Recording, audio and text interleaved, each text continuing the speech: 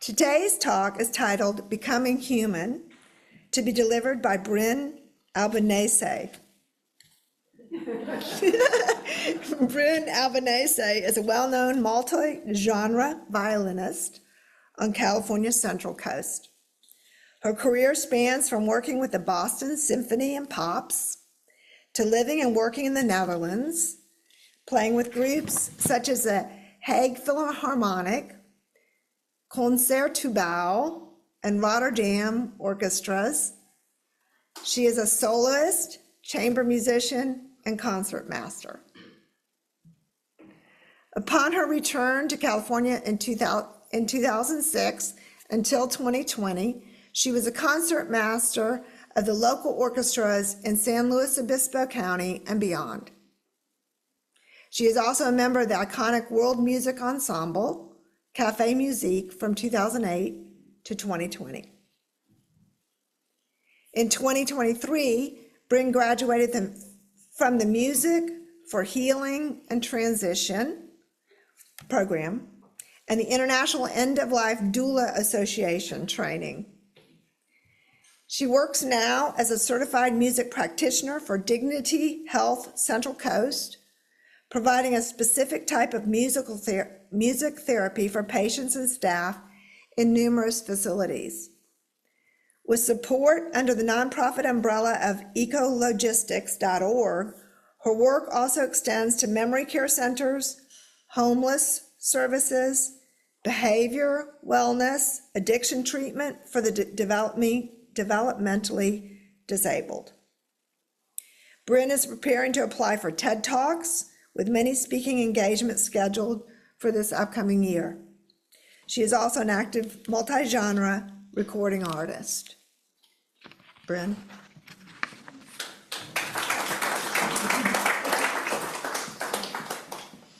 So the Zoom audience cannot see me. They can't see my feet. And I'm sorry, I'm not flexible enough to put my leg all the way up. But just know this, I'm just feeling a lot lighter on my feet these days. I think I'll turn my shoes off for now. I had to hold it down. I had to save the battery.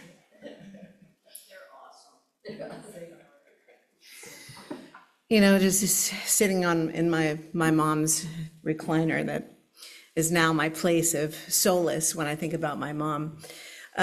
It's amazing at 11 p.m. what you can do on Amazon. Yeah. So.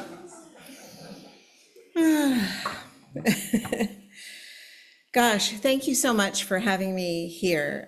This is really special. This is a special community, and I'm really honored to be here. So, Becoming Human. It's a talk about love, life, illness, death, and the pursuit of happiness. Today we'll talk about what makes us human. We'll touch on some of the subjects about physical and emotional caregiving, music, and how it sets our day every day.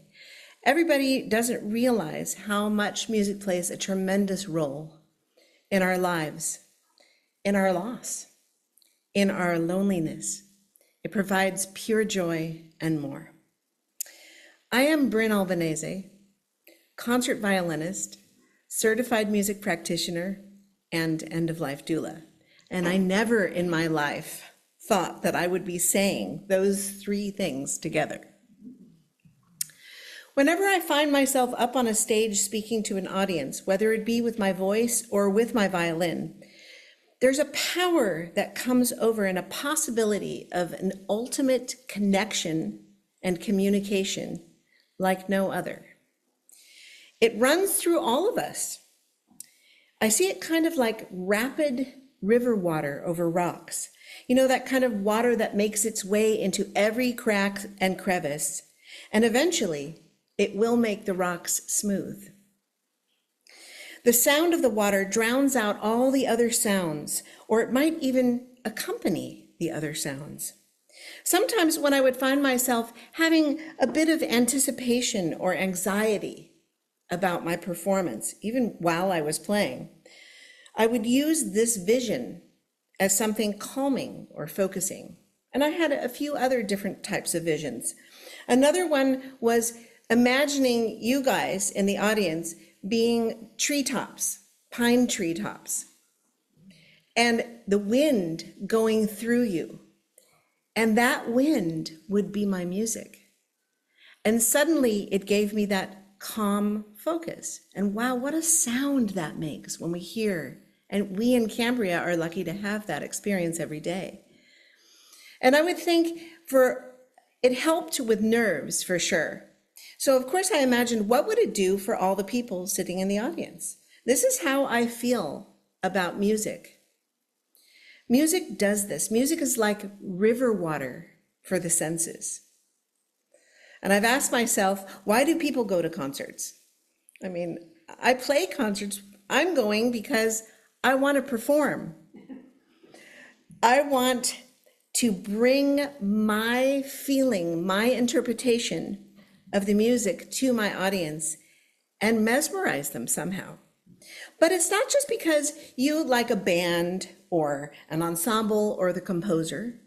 It's because you might crave some type of emotional, maybe even a physical experience. The body actually craves release. I believe that people just know instinctively that most likely when they leave that concert, they're going to feel better. And let's not forget about the good vibrations.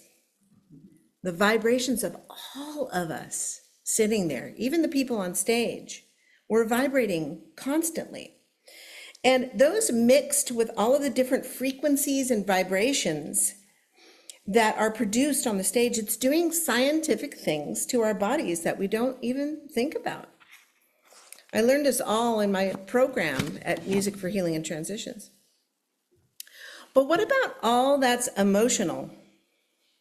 Emotional intelligence, social interaction, empathy and compassion, awareness. There is so much research on what makes a human being a human being. And I believe that half the path that led me towards truly becoming human began during the time that I was a concert violinist full time. And let me explain. I can't tell you how many times I glance out into the audience while playing a solo. I mean, I get a little bit of a glance here and there. And I see people smiling.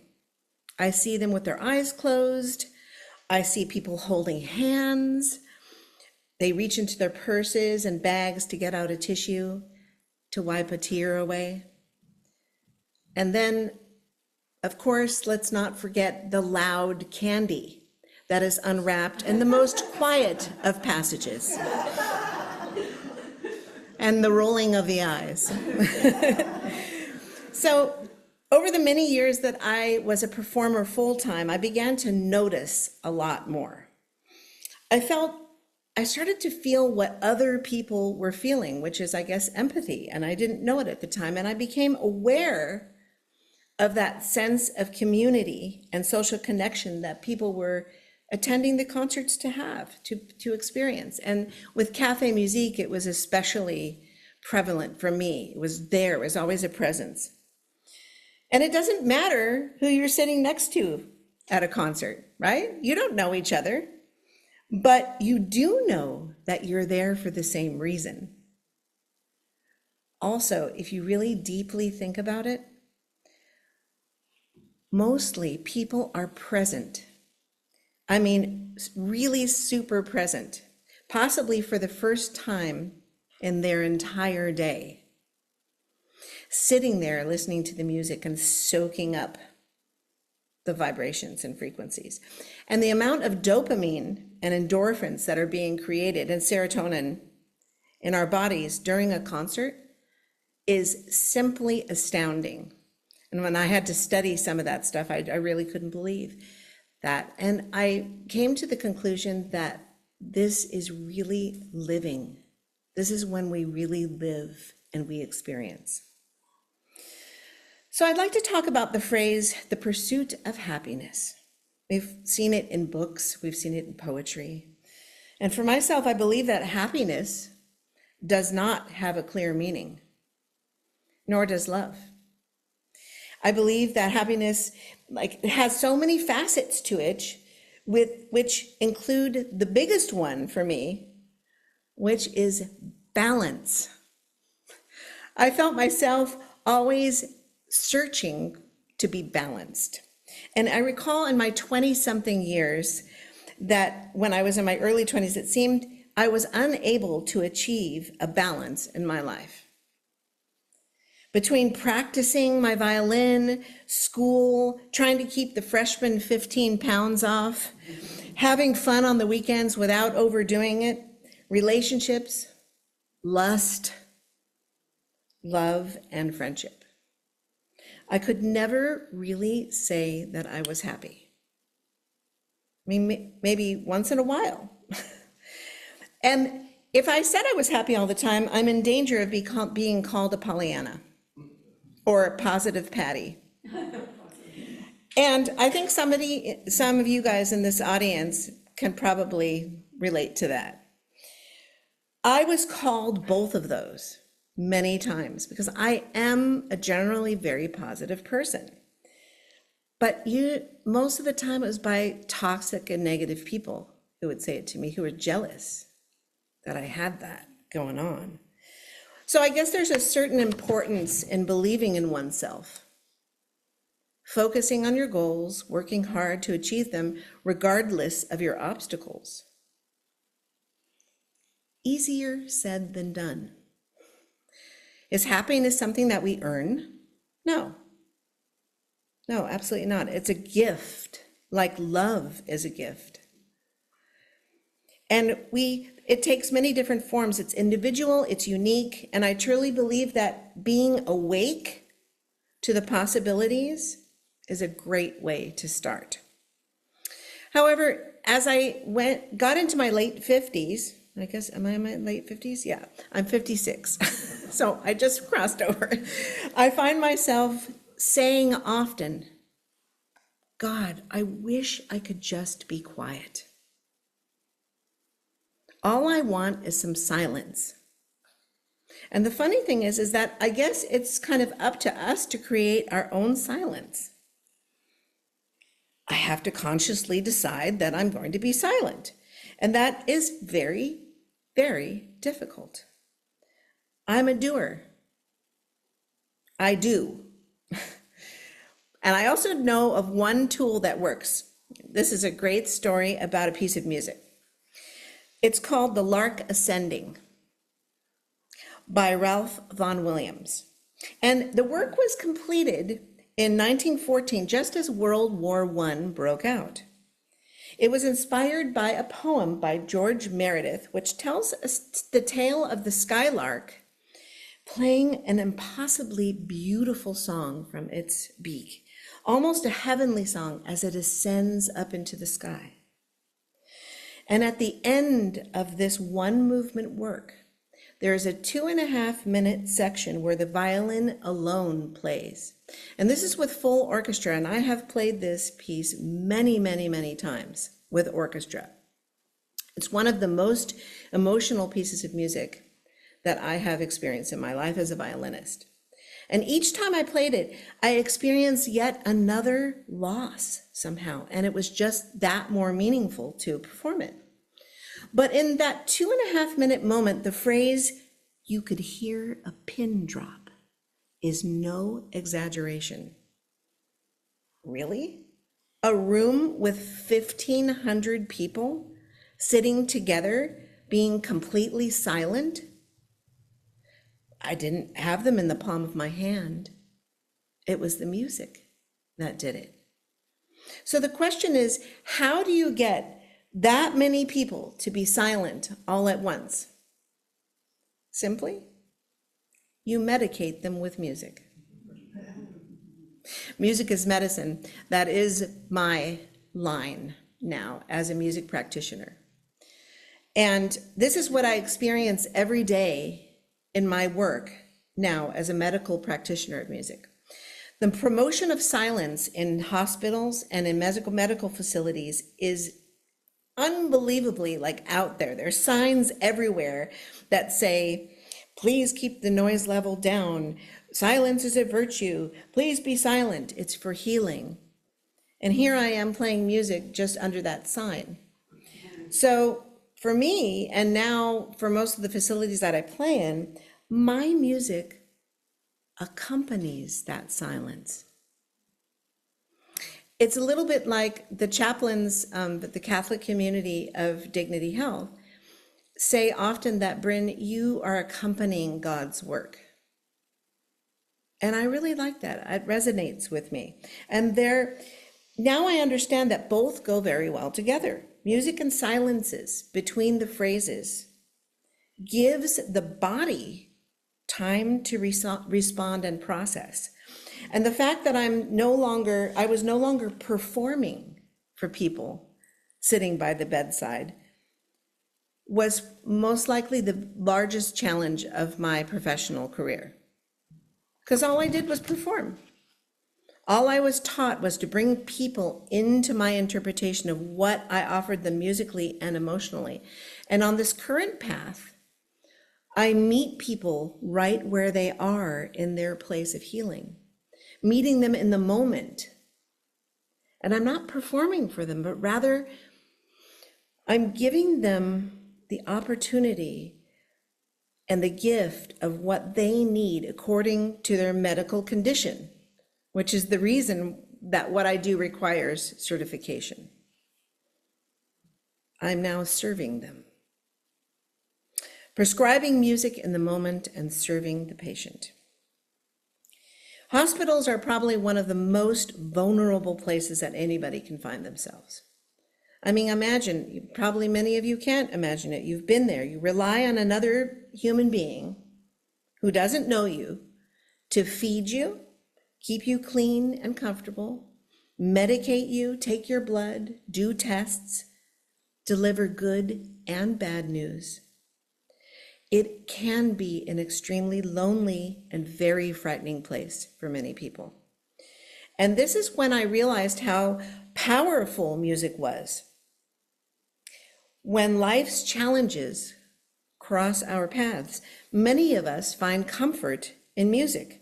And I've spoken with so many people by the bedside who would often escape pain by immersing themselves in their little television screen that's right in front of them, but nothing ever helped them like music did, because it would silence something inside of them. And the beauty of the song, music can be for many, provide peace and tranquility to overcome those obstacles.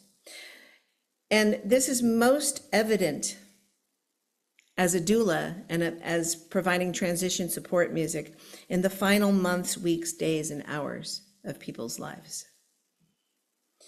In the year of 2024, as my mother, Rhoda, her dementia worsened, music became so much more important to her than watching the PBS NewsHour, which really became the PBS Snooze Hour.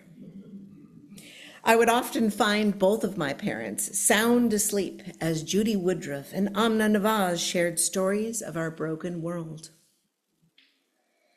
That TV show was quickly replaced by the classical music channel and masterpiece performances. My mother was a phenomenal professional cellist. Her earliest music memories came back to her towards the end of her life. And the communication was really hard for my mother in her later stage of dementia. But one thing was for sure. Music was incredibly healing in so many ways. It refocused her. And I see this every time I go into medical facilities with dementia and Alzheimer patients. It calmed her in the most scary sundowners. When people sundown, it can be terrifying because they don't know how to explain. They don't know what's happening to them. And we don't know what's happening to them. But music was pure magic for my mom. And of course, this leads me to the subject now, talking about death, loss, loneliness, grief, and mourning. Nobody wants to talk about this stuff. Nobody wants to talk about death. Birth, on the other hand, is usually such a joyous occasion. Coming to accept that our lives do come to an end at some point, it's not something we want to think about. But until I took the training from the International End-of-Life Doula Association, I never thought about how important it was to be prepared to pass the torch. And to talk about boring stuff, advanced health directives, posts, memoirs, legacy projects, they're all important parts of how you are human beings. It's an important story about you as individuals. And as an end-of-life doula, I've been trained to talk about death. Does it make it any easier? No, because there was a time in my life where I was terrified of dying. There was no way I could even think about it without overwhelming feelings of anxiety coming over me. And when I entered into my 30s, I began experiencing death and loss of people who were close to me in my life. 4 suicides of people who meant so much to me. First, my best male friend in college from AIDS.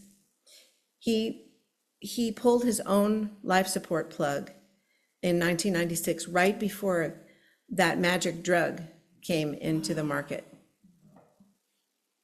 But he was already riddled with AIDS. Then my brother David, mental illness and multiple issues. Felt like he had a cancer.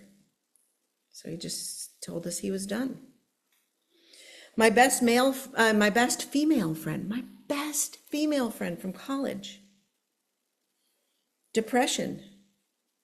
And finally, my own fiance. Self-diagnosis of bipolar and self-medication. Ended up taking his life. All of these losses were within a 15-year period. Then the years to come, other family members and friends. Then let's not forget COVID. Beginning of COVID-19, something huge shifted within me, and there was a clear and honest calling that I felt compelled to answer. All of that loss, death, and none of it was good. I began asking myself, can death be good? The answer is yes, it can be. One can have a good death. How? It was impossible to say this in a better way. So I took this right from the International End-of-Life Doula Association website. Dying isn't a medical event, it's a human one. We have accompanied each other through the bookends of life, birth and death, since the beginning of time. In many cultures, specific individuals held the role of guide through these significant life events. They eased the physical and spiritual pain, shepherded life across the threshold, celebrated and blessed those involved, and reaffirmed the communal understanding of those life cycle experiences. My mother turned 90 years old on October 14th, 2024. I had absolutely no idea that that was going to be her last birthday. Though it did cross my mind, because every day that passed a certain age, I suppose it's a celebration of life. I used to tell her, okay, Mom, when you turn 90, you can eat whatever you want. Before that, you're going to have to listen to me. But it just kept getting this nagging intuitive feeling that I needed to get my mom onto hospice, even though she wasn't showing signs of dying. But I would ask myself every day, why is my mom still going to doctors? She has heart disease, she's being managed with medications, she has dementia. losing somebody in pieces is like that long goodbye that you hear about. Why bother getting any more procedures done if she could be at home where it's safe? I asked myself this weeks on end, and finally I brought the subject up with my family about putting Mom into hospice care. The idea was to have her reevaluated every 3 months. She would be visited by a nurse twice a week. Everything was free through Medicare. It was a fabulous deal, actually. Caregiving is a full-time job, as you all know. Everybody has done it in one way or another. And everyone in the family was doing it. We all took part in the caregiving, and it was exhausting. But we would not have had it any other way. And let's not forget, through all of this whole process was ever present between my mom's 90th birthday and Christmas, she changed.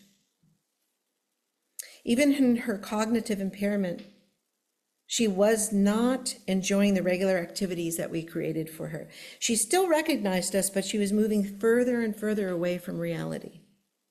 Her mobility got worse and worse until one day in late January 2025, her brain just forgot how to walk. Oh, wow. She became bedbound, and 2 weeks later, she was gone. My God, what a loss. My mom, my mother. And the night that she died, I remember vividly saying out loud when I was by myself with her after she had passed, "Mama, I think I'm human now." It was that caregiving, that hands-on and doing everything for you, washing you and making sure you were clean, comforting you, playing music for you, giving you permission to leave, and asking you to go. I felt human. I felt whole doing all those things for her. My grief turned into mourning. And for some in our family, mourning shows itself as loneliness, which is a very important aspect of the grieving process. For where there is grief, there is love. What is mourning? As we get towards the end here, it involves acknowledging the loss, feeling the associated emotions, expressing those emotions, reaching out to others who are compassionate listeners, finding ways to process and integrate your experience into your life. And I've come to notice that when one is feeling lonely, not rushing into social interaction can be a key component. As taking your time to quiet your mind and change the way you think and open yourself to the possibilities of connection. I actually do see this happen sometimes in hospital situations. For folks that don't have families and maybe are long haulers, people that spend more than 3 weeks in the hospital, they combat loneliness on a daily basis in one of the most vulnerable places. Reaching inward to oneself is even more difficult when you're battling an illness. Spiritual counseling, music, dog petting programs, complementary care to modern allopathic conventional medicine. These programs are very, very important in the medical setting. Lastly, before I end here, the power of human connection. Conquering loneliness and knowing that you are not alone is always present. And for some, knowing how to overcome these debilitating feelings can be a lifetime of work. Almost 4 months later, after my mom's passing, I continue to acknowledge the changes that are going on inside of me and try to be open to gaining wisdom from them. The 3 A's, acknowledging, allowing, and accepting, is all part of the process of becoming human. But until I sat with my violin next to a patient that has just been told that their brain cancer is stage 4 and inoperable. Had I ever fathomed how powerful this vessel of love, compassion, and empathy really is. Frequencies, vibrations, and organized sound equals music. And I truly believe that music has the power to save the world. Thank you very much.